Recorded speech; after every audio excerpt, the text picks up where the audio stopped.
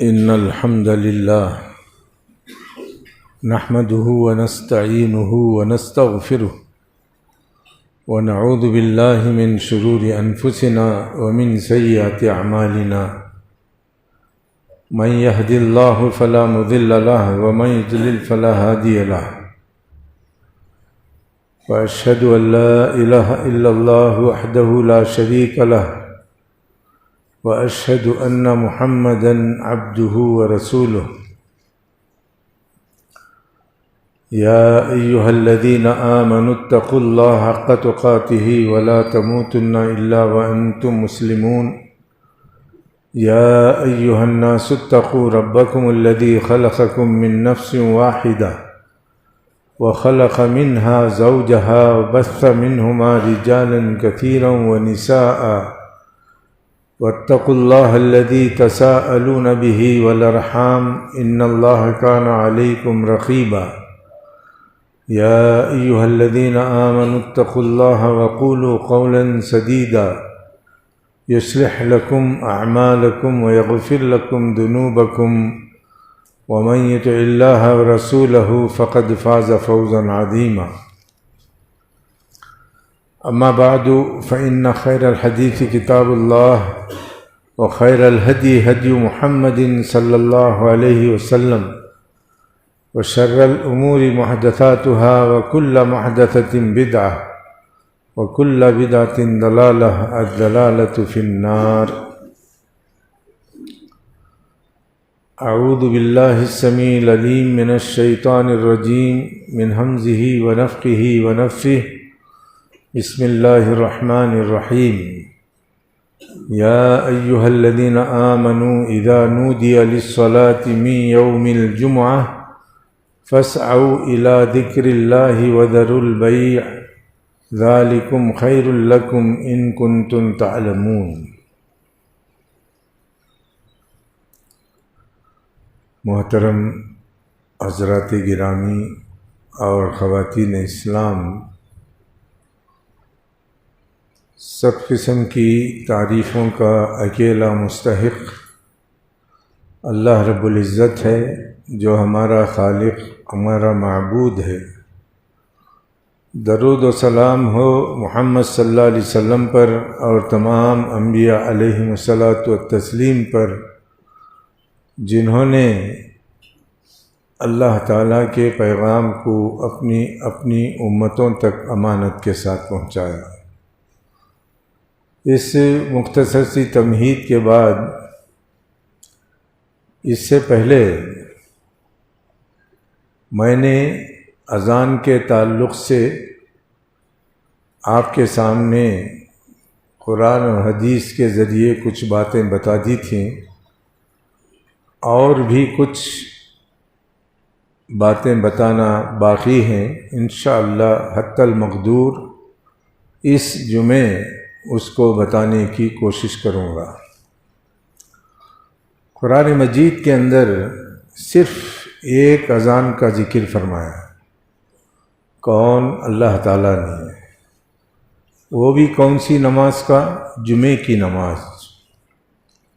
یہی ایک اذان ہے جو جمعے کے دن ساری چیزوں کو ہو جانے کے بعد کرنے والے کے لیے حرام کر دیتی ہے، جیسے تجارت ہے، کھیل ہے، کود ہے، ساری چیزوں کو آدمی چھوڑ دینا چاہے۔ کب؟ جب جمعے کی اذان سنے۔ اللہ تعالیٰ نے فرمایا کہ چھوڑ دیتا ہے، اس نے اللہ کو بھی پہچانا، آخرت کو بھی پہچانا، اور اپنی نجات کا ذریعہ بنا لیا۔ اب کتنے مسلمان ایسے ہیں، جمعے کی اذان ہوتی رہے، جمعے کی نماز ہوتی رہے، اپنے کاروبار میں مست رہتے۔ ان سے کہا جائے یا ان کو سختی کی جائے، آپ کی بات کو مانتے بھی نہیں اور اللہ کی بات کا بھی انکار کر دیتے۔ ان کے سامنے دنیا مقدم ہے۔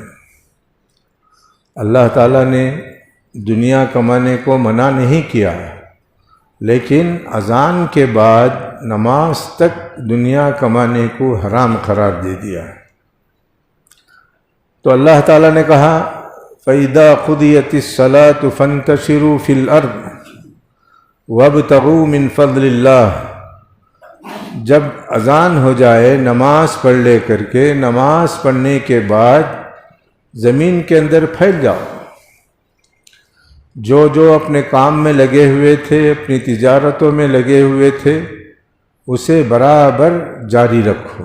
صرف اذان سے لے کر کے نماز تک بند کر دینا یہ جمعے کی فضیلت میں ہے، اور اس وقت کوئی کاروبار کرنا اللہ کی نظر میں پسندیدہ نہیں ہے. لیکن مسلمان اس مسئلے کو جانتا بھی نہیں اور اسے معلوم بھی نہیں. کیا جمعے کے دن اذان ہو گئی، اذان ہونے کے بعد بھی الٹے مارتا رہتا ہے، جماعت کھڑنے کے قریب مسجد کے اندر آتا ہے اور تھوڑی بہت نماز پڑھ کر کے بھاگ جاتا ہے. کیا یہ مسلمان کی علامت ہے؟ کیا یہ فائدہ اٹھانے والے کی علامت ہے؟ اللہ تعالیٰ نے فرمایا میرے بندے یہ کام نہیں کرتے.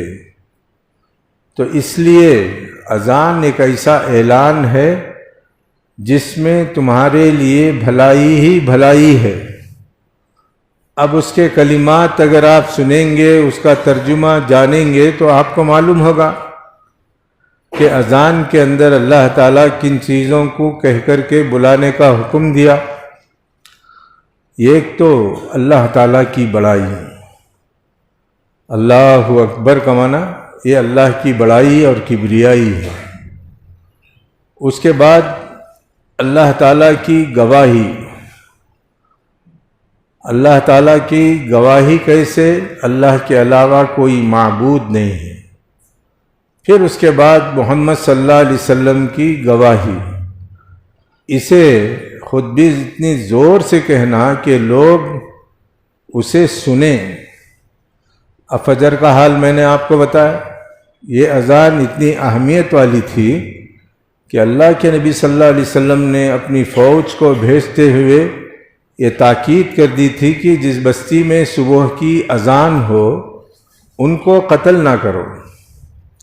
اگر کسی بستی میں صبح کی اذان نہیں ہوئی تو وہ سوتے سمے ہی ان کا قتل کرو. تب صبح کی اذان کی اہمیت معلوم ہوئی. آج یہ حکومت صبح کی اذانوں کو لاؤڈ اسپیکر کے اندر بند کر دیا ہے. اب بغیر لاؤڈ اسپیکر کے اتنی گنجان آبادی میں آواز کا دور تک پہنچنا بہت مشکل ہے، بلکہ آزو بازو بھی پہنچنا بہت مشکل ہے. اب تو گھڑیوں کو دیکھ کر کے آدمی نماز پڑھنے کے لیے آتا ہے. تو بولنے کا مقصد یہ کہ وہ اذان جو نہ دینے پر قتل کرنا ان کا حلال تھا، ایک وہ اذان جس کو دے دینے کے بعد کاروبار، کھیل کود ساری چیزیں منع تھیں. یہ سارے اہتمام مسلمانوں کو معلوم بھی نہیں، کرتے بھی نہیں اور کرنا چاہتے بھی نہیں. اب اس کے بعد بقیہ 5 اذان. ایک دن میں کتنی اذانیں ہیں؟ 6 اذانیں ہیں.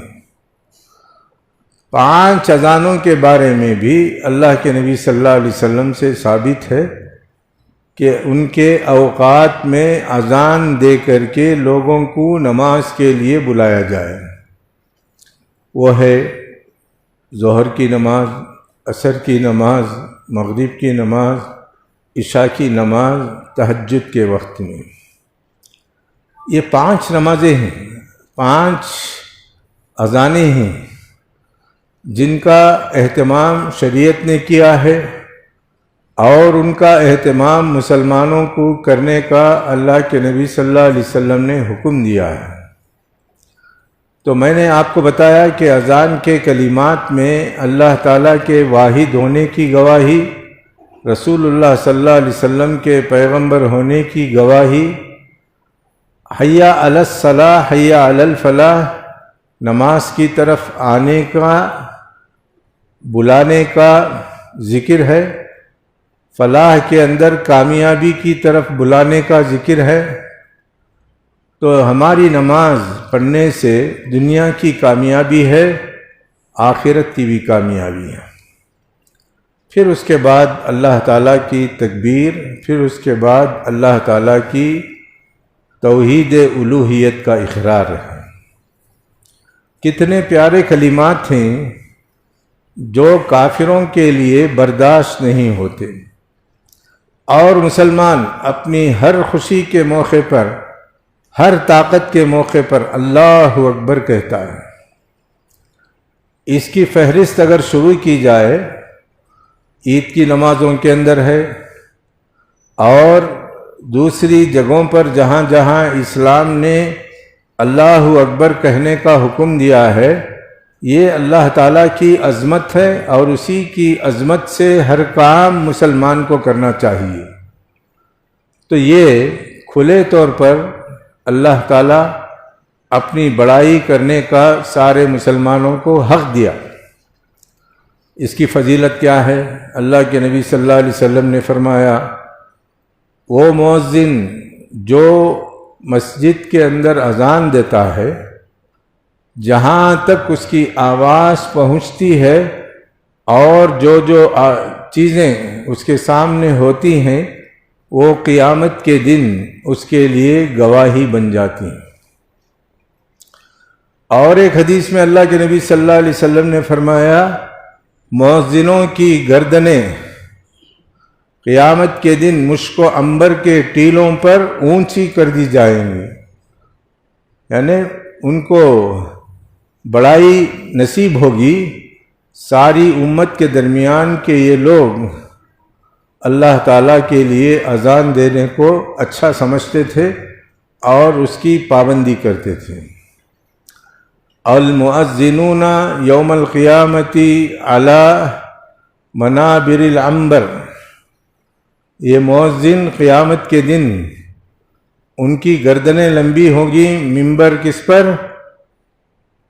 مشک و عنبر کے ٹیلوں پر۔ انہوں نے جو آواز لگائی تھی اس کے بدلے میں اللہ تعالیٰ نے ان کو 2 خوشبوؤں سے مالا مال کر دیا ہے، ایک عنبر اور دوسرا مسک۔ اس کی قیمت آج یہ رائل فیملی کی استعمال کردہ چیزیں، آپ وہاں جائیں گے فقیر نہیں رہیں گے، آپ کو بھی رائل فیملی کا اعزاز ملے گا، اور اللہ تعالیٰ وہ سارے وعدے پورے کرے گا۔ تو اس سے معلوم ہوا کہ اذان دینے والا جب اذان دیتا ہے تو اس کی فضیلت میں اللہ کے نبی صلی اللہ علیہ وسلم نے بتا دیا ہے۔ اب ایک اوجھڑ سوال کرتے ہیں لوگ، کیا رسول اللہ صلی اللہ علیہ وسلم نے اذان دی ہے؟ میں نے ان سے کہا، ابو بکر صدیق رضی اللہ تعالیٰ عنہ نے اذان دی ہے، عمر رضی اللہ تعالیٰ عنہ نے اذان دی ہے۔ ارے یہ عجیب بات ہے، اللہ کا رسول جسے قابل سمجھتا تھا اسے اپنا مؤذن بنا لیا، لیکن میرا ایمان ہے کہ اللہ کے نبی صلی اللہ علیہ وسلم بھی اذان کے کلمات کہتے تھے۔ کیوں؟ جو نصیحت اللہ کے نبی صلی اللہ علیہ وسلم نے اپنی امت کو کی ہے، آپ خود اس پر پہلے عمل کرتے تھے۔ اللہ کے رسول صلی اللہ علیہ وسلم نے فرمایا، قولوا مثل ما یقول المؤذن للصلاۃ، تم بھی ایسے ہی کلمات کہو جیسے مؤذن اذان کے اندر کہتا ہے۔ کیا کہو؟ اللہ اکبر بولے تو تم بھی اللہ اکبر بولو، لا الہ الا اللہ بولے تو تم بھی لا الہ الا اللہ بولو۔ اگر وہ اشہد ان محمد رسول اللہ بولے تم بھی بولو، اور اگر وہ حی علی الصلاۃ بولے تم بھی بولو، اگر وہ حی علی الفلاح کہے تو تم بھی کہو، پھر اللہ اکبر کہے تو تم بھی کہو، لا الہ الا اللہ کہے تو تم بھی۔ کیا نبی صلی اللہ علیہ وسلم نہیں کہتے تھے؟ جب آپ نے امت کو حکم دیا تو کیسے کہنا؟ آہستہ سے کہنا ان تمام کلمات کو، تو یہ جو اذان کا احترام کرتا ہے، اذان کے کلمات کا جواب دیتا ہے، اس کی فضیلت میں بھی اللہ کے نبی صلی اللہ علیہ وسلم نے بہت سی باتیں بتائی ہیں۔ ایک بات تو یہ بتائی، جہاں تک اس کی آواز جاتی ہے وہاں تک کی مخلوقات قیامت کے دن اس کی گواہی دیں گی۔ نمبر 2، یہ کلمات کہنے والا کہنے کے بعد اس کی دعا پڑھتا ہے۔ کتنے مؤذن ہیں ان کو اذان کے بعد کی دعا معلوم نہیں، کتنے سننے والے ہیں ان کو بھی اذان کے بعد کی دعا معلوم نہیں۔ اللہ کے نبی صلی اللہ علیہ وسلم نے اپنی امت کو ابھارا اور فرمایا کہ تم ان کلمات کو یاد کر لو، تم بھی اس فضیلت کے اندر شامل ہو جاؤ گے۔ وہ فضیلت کیا ہے؟ اللہ کے نبی صلی اللہ علیہ وسلم نے فرمایا، مؤذن جس طریقے سے کہتا ہے ویسا کہنے کے بعد پوری اذان ختم کر لینے کے بعد جو یہ دعا پڑھتا ہے، اللہم رب ھذہ الدعوۃ التامہ والصلاۃ القائمہ آت محمدا الوسیلہ والفضیلہ وابعثہ مقاما محمودا الذی وعدتہ، یہ دعا جو بھی پڑھتا ہے تو اللہ کے نبی صلی اللہ علیہ وسلم نے فرمایا ایک تو اذان کا جواب مکمل ہو گیا، دوسرا یہ دعا پڑھنے والے کو حلت لہو شفاعتی یوم القیامہ، قیامت کے دن میری سفارش اسے یقینی ہے۔ کس کی؟ رسول اللہ صلی اللہ علیہ وسلم کی۔ اس بات سے معلوم ہوا امت کے ہر فرد کو سفارش کی ضرورت پڑے گی۔ وہ کس کی سفارش ہے؟ رسول اللہ صلی اللہ علیہ وسلم کی۔ تو اللہ کے نبی صلی اللہ علیہ وسلم سفارش کریں گے۔ کتنے لوگوں کا عجیب عجیب عقیدہ ہے، اگر ان کے عقائد کو بیان کریں تو یہ لوگ جنت میں اپنے لوگوں کو ایسے ہی بھیج دینا چاہتے ہیں۔ کیسے کیسے پاگل قسم کے عقیدے ہیں۔ ایک عقیدہ یہ ہے جو یہاں سے حج کے لیے گیا مر گیا مکے میں یا مدینے میں مر گیا، اسے سفارش کی ضرورت نہیں، وہ جنت میں چلا گیا۔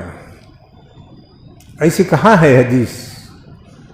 مدینے کے اندر بھی منافقین تھے، مکے کے اندر بھی کافر تھے، مشرک تھے، ان کا خاتمہ ہوا وہاں، اور یہاں پر بھی ان کا خاتمہ ہوا۔ کیا نبی صلی اللہ علیہ وسلم کو اللہ تعالیٰ نے یہ فرما دیا کہ ان کی سب بخشش ہو گئی؟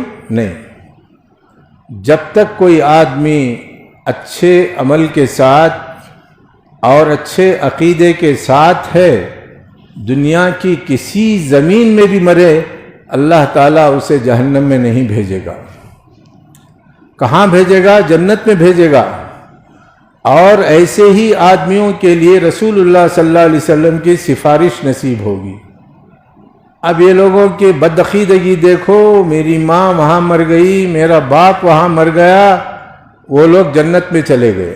کیسے معلوم؟ جنت تیرے باپ کی ہے، تیری اماں کی ہے، تیرے پیر کی ہے، تیرے امام کی ہے، تیرے بزرگ کی ہے، بولنے والے کی ہے۔ جنت تو اللہ تعالیٰ کی ہے۔ جب تک اذان کے کلمات کے اوپر تیرا عقیدہ صحیح نہیں ہوگا، اس وقت تک تو جنت کا مستحق نہیں ہو سکتا۔ اذان کے اندر اللہ کی کبریائی کو ماننا یقینی ہے، اور الوہیت کو ماننا ضروری ہے، اور رسول اللہ صلی اللہ علیہ وسلم کی رسالت کو ماننا ضروری ہے۔ لیکن دیکھا یہ گیا ہے کہ بدمعاش تھا، مشرک تھا، بدعتی تھا، خرافی تھا، کافر تھا، مکے میں مر گیا تو اسے جنتی بنا دیا، مدینے میں مر گیا تو جنتی بنا دیا۔ ایسے بے عمل انسانوں کے لیے کہیں بھی مرے اسے جہنم ہے۔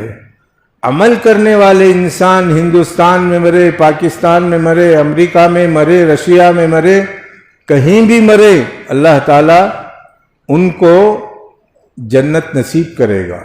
یہ حدیث میں بھی ہے اور قرآن مجید میں بھی اللہ تعالیٰ نے عموم کا ذکر فرما دیا ہے۔ اب دیکھو، ابو درداء رضی اللہ تعالیٰ عنہ رسول اللہ صلی اللہ علیہ وسلم کی وفات کے بعد مدینہ چھوڑ کر کے چلے گئے۔ کہاں چلے گئے؟ ملک شام۔ بڑے اچھے زبردست محدث تھے، بہت حدیثیں ان کو یاد تھیں، خصوصاً خانگی امور کے اندر بہت زیادہ حدیثیں ان کی آئی ہیں۔ ان کو ایک صحابی نے خط لکھا، اے ابو درداء، بڑا افسوس کا مقام ہے کہ آپ نے رسول اللہ صلی اللہ علیہ وسلم کے شہر کو چھوڑ کر کے دوسرے شہر کو چلے گئے، اس پر ہم بہت ہی افسوس کرتے ہیں، آپ واپس آ جائیں۔ تو ابو درداء ان کے خط کا جواب دیتے ہیں جس کی ہیڈنگ یہ ہے، ابو درداء کہتے ہیں ان الارض لا تقدسه احد بل يقدسه العلم والعمل۔ دیکھو جی، کسی کو زمین پاک نہیں کرتی، اگر پاک کرنا ہوتا تو میرے ساتھ لڑنے والوں کو زمین پاک کر دیتی، میرے ساتھ نفاق کرنے والوں کو زمین پاک کر دیتی، بلکہ الٹا اللہ کے نبی صلی اللہ علیہ وسلم نے فرمایا المدینۃ کالکیر تنفی خبثها، مدینہ اس دھونکنی کے برابر ہے جس میں لوہے کو گرم کر کے اس سے زنگ نکالا جاتا ہے۔ مدینہ اپنے پیٹ میں 70,000 منافقوں کو رکھے گا، اور دجال کی خبر آنے کے بعد یہ منافق مکہ اور مدینے سے نکل جائیں گے۔ اب بتائیے، یہ سب کس کے ٹھکانے میں ہیں؟ جہنمی ہیں۔ اللہ کے نبی صلی اللہ علیہ وسلم نے فرمایا مدینہ ایسے منافقین کو پاک کر دے گا اور کسی کو جنت میں بھیجے گا نہیں۔ بھیجنے والی چیز دو ہیں، ایک جاننا، جان کر کے اس پر عمل کرنا۔ آپ نے اذان کے کلمات کو اگر جان لیا ہے اور اس پر عمل کرنے کی کوشش کی ہے تو آپ قابل مبارکباد ہیں۔ اگر آپ اذان کے کلمات کو جاننے کے بعد اس کے خلاف آپ کا عقیدہ ہے تو آپ کو جنت کبھی نصیب نہیں ہوگی۔ یاد رکھ لو، یہ گندے لوگوں کا عقیدہ ہے، جاہل لوگوں کا عقیدہ ہے، بدمعاش لوگوں کا عقیدہ ہے۔ شراب پیو، جوا کھیلو، سگریٹ پیو، ہر قسم کی بدکاری کرو، زنا کرو، چوری کرو، سود کھاؤ، سارے معاملات کرو، مرنے کے ساتھ تم جنت میں چلے جاؤ گے۔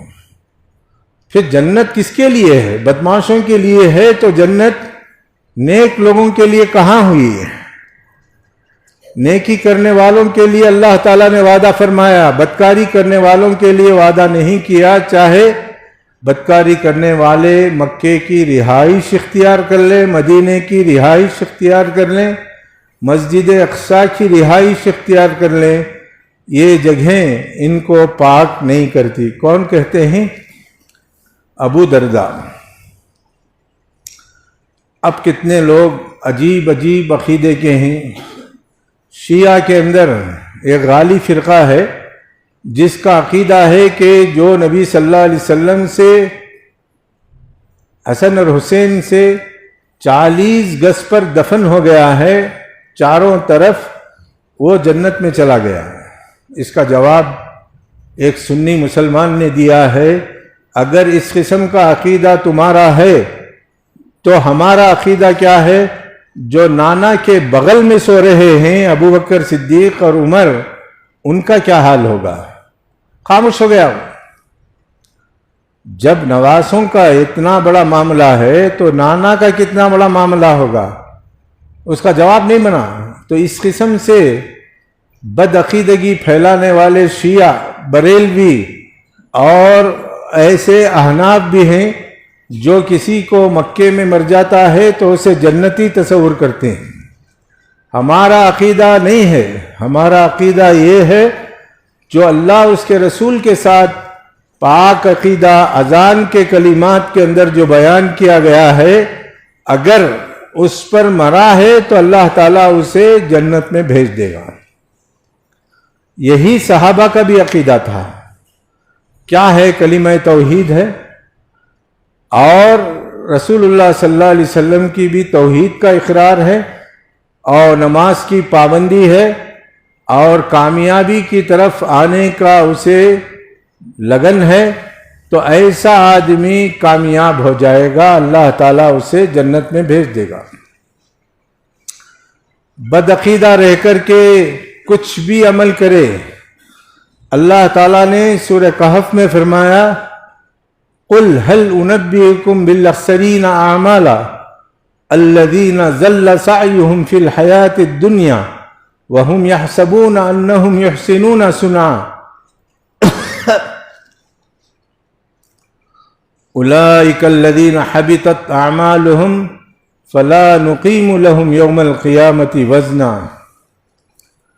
کیا عجیب بات اللہ تعالیٰ نے سورہ کہف کی آخری آیتوں کے اندر ایک گندے عقیدے والوں کو پورے جمع کر کے فرما دیا، میں تم کو سب سے نقصان اٹھانے والے لوگوں کا ذکر کرتا ہوں جو قیامت کے دن پچھتاوا ہوگا، دنیا میں بڑی محنتیں کرے، نماز پڑھے۔ دیکھو تبلیغی جماعت کو کتنی نماز پڑھتی ہے، اللہ کے رسول نے جتنا بتایا اس سے بھی زیادہ پڑھتی ہے۔ سنن اور نوافل تو چھوڑتے ہی نہیں، اتنے زیادہ پڑھتے ہیں، محنت کرتے ہیں، تہجد پڑھتے ہیں۔ اللہ تعالیٰ فرماتا ہے یہ سب محنت کرنے والے، ان کی محنتیں بیکار ہو گئیں۔ قیامت کے دن سب سے زیادہ نقصان انہی کا ہوگا کہ کم از کم دنیا کے اندر اچھا رہ جاتے، وہ بھی نہیں کیا، دنیا میں بھی محنت کیے مگر غلط طریقے سے کیے، اور ان کا ایمان یہ تھا کہ ہم جو کام کر رہے ہیں اللہ تعالیٰ اس کا وزن قیامت کے دن زیادہ کر دے گا۔ تو اللہ تعالیٰ فرماتا ہے ان کے سارے اعمال برباد کر دیے گئے اور ان کو جہنم میں ڈال دیا گیا۔ اب ایک اس فرقے کے لیے وہ تمام فرقے جو عقیدتاً برے ہیں اور عملاً بہت زیادہ عمل کرتے ہیں، مگر وہ عمل اللہ کے نزدیک قابل قبول نہیں ہے۔ کیوں؟ ان کے پاس نہ اللہ کا تصور صحیح ہے، نہ نبی کا تصور صحیح ہے، اور نہ قرآن کا تصور صحیح ہے، اور نہ حدیث کا تصور صحیح ہے۔ سب اپنے بڑے بڑکوں کے طریقے پر زندگی گزار رہے ہیں، جیسے ہی مرے ادھر جہنم میں داخل ہو گئے۔ اب تو کوئی کام آنے والا نہیں، کسی کی وہاں چلنے والا بھی نہیں، چلنے والی بھی نہیں، کسی کی بات بھی نہیں چلے گی، اور خود اپنی نجات حاصل کرنا ہے تو آپ کو صحیح عقیدہ سیکھنا ہے، اور صحیح عقیدہ سیکھنے کے بعد اس پر صحیح عمل کرنا ہے۔ یہ اللہ تعالیٰ نے بھی فرمایا، نبی کریم صلی اللہ علیہ وسلم نے بھی فرمایا۔ کتنا آسان ہے، ارے بھائی جامع مسجد کے امام مکے میں مر گئے، ماشاءاللہ جنت کو چلے گئے، دیکھا تو جنت میں گئے، تو جب کیسے معلوم ہو گیا جنت میں چلا گیا ہو؟ کیسے معلوم ہو گیا کہ وہ جہنم میں چلا گیا؟ اللہ تعالیٰ نے یہ علم کسی کو نہیں دیا۔ پھر تمہاری بدعقیدگی کا کیا عالم ہوگا؟ قیامت کے دن آپ جواب کیسے دیں گے کہ تم نے فلاں انسان کے ساتھ یہ عقیدہ رکھا کہ وہ جنتی ہے، وہ دوزخی ہے، وہ فلاں ہے؟ یہ معاملہ ہمارے اوپر ہے۔ ہم ہر اس آدمی کو جنت دیں گے جو ہماری بات پر رہا اور ہمارے بات پر عمل کرنے کے بعد مرنے تک اسی پر قائم رہا، اسے ہم جنت دیں گے۔ اگر ہم نے جو بات کہی اس پر عمل نہیں کیا، مر گیا مردود، تو اسے جنت ملے گی، جہنم میں جائے گا۔ اللہ کو کیا پرواہ ہے کس کی بھی؟ ارے نہ آپ کی پرواہ ہے، نہ ہماری پرواہ ہے، نہ پیغمبروں کی، نہ فرشتوں کی، کسی کی پرواہ نہیں اللہ تعالیٰ کو۔ اللہ تعالیٰ بے پرواہ ہے اور اللہ تعالیٰ کسی کی پرواہ نہیں کرتا۔ اپنے حبیب کو بھی فرمایا لئن اشرکت لَيَحْبَطَنَّ عَمَلُكَ، اے محمد اگر آپ بھی شرک کریں گے تو آپ کے اعمال اکارت کر دیں گے۔ سارے انبیاء کو بھی فرمایا کہ آپ بھی اگر شرک کر دیں گے تو آپ کے اعمال کو برباد کر دیں گے۔ کسی کی پرواہ نہیں کرتا اللہ تعالیٰ، اس کا نام اللہ ہے۔ ہم لوگ انسان کے اوپر اللہ کو سوچ کر کے اللہ کو عاجز کرنے کی کوشش کرتے ہیں، یہ سب سے بڑا شرک ہے۔ اللہ کو عاجز نہیں سمجھنا چاہیے اور اللہ تعالیٰ کو کوئی چیز عاجز نہیں کر سکتی۔ تو بہرحال اذان کے جو کلمات ہیں وہ مکمل توحیدی کلمات ہیں، اور اس پر عمل کر کے ہی وہ اذان کہنا چاہیے اور اس کو سن کر کے جواب دینا چاہیے، جس کا ذکر اللہ کے نبی صلی اللہ علیہ وسلم نے کیا ہے۔ یہ نہیں پوچھنا چاہیے کہ اللہ کے نبی صلی اللہ علیہ وسلم نے کبھی اذان دی۔ میں پوچھتا ہوں ابو بکر رضی اللہ تعالیٰ عنہ نے کبھی اذان دی؟ اذان کا تو جواب سب دیتے تھے، سب دیتے تھے۔ اور ایک اذان ہے تہجد کی، وہ اذان کے ساتھ اللہ کے نبی صلی اللہ علیہ وسلم نے فرمایا میرے دو مؤذن ہیں۔ کب؟ تہجد میں اذان دینے والے، ایک بلال ہیں اور دوسرے عبداللہ ابن مکتوم ہیں۔ اذا اذن بلال فکلوا واشربوا، جب بلال اذان دے تو کھانا پینا شروع کرو۔ آج سنت کو حنفیوں نے پوری طریقے سے ملیا میٹ کر دیا اور اس کے بدلے میں پٹاخے اڑاتے ہیں، بم اڑاتے ہیں، سائرن بجاتے ہیں۔ ارے کیا کلمات اللہ کے نبی صلی اللہ علیہ وسلم نے سکھائے، آپ لوگوں کو پسند نہیں ہے؟ انگریز سائرن مارتا ہے، بنی مل کا سائرن آپ سحری کی جگہ مارتے ہو، افطار کی جگہ مارتے ہو، یہ اذان کے برابر ہو جائے گا؟ ہرگز نہیں ہوگا۔ یہ کرنے والے اللہ تعالیٰ کے دربار میں پکڑے جائیں گے، جکڑے جائیں گے اور جہنم میں دھکیل دیے جائیں گے۔ کیوں؟ میری توحید کا مذاق کیا، میری توحید کے کلمات کا مذاق کیا، اس کے بدلے میں انگریز کا سائرن بجاتا ہے۔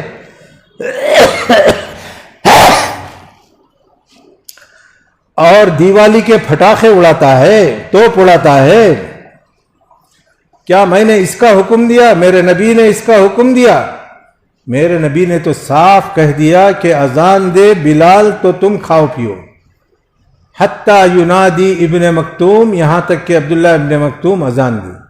جب عبداللہ ابن مکتوم اذان دیں گے تو کھانا پینا بند کر دو، یہ صبح کی اذان ہے اور صبح کی نماز کے لیے چلے جاؤ۔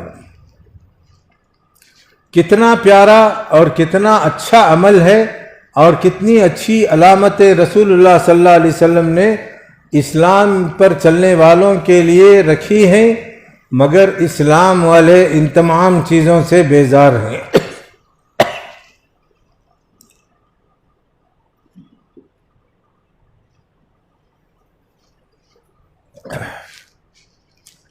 ہمارے بچپن میں سحری کو اٹھانے والے پیوٹ، شرابی، چور، زانی، جھوٹے، دھوکہ دینے والے، بیڑیاں پینے والے سحری کو اٹھاتے تھے گانوں کی شکل میں۔ کیا عزت ہوتی تھی ان کو، پھول کے ہار ڈالے جاتے تھے، پیسے دیے جاتے تھے، سب کیے جاتے۔ کیا اللہ کے نبی صلی اللہ علیہ وسلم کی یہ سنت ہے؟ یہ تو بدماشوں کی سنت ہے، خود روزہ نہیں رکھتے، روزدار بنانے کے لیے نکلے۔ ارے بے وقوف، پہلے تو عمل کر، پھر اس کے بعد دوسروں کو حکم دے۔ اللہ کے نبی صلی اللہ علیہ وسلم جب بھی کوئی حکم اللہ کی طرف سے آتا، پہلے آپ عمل کرتے تھے، بعد میں صحابہ کو حکم دیتے تھے۔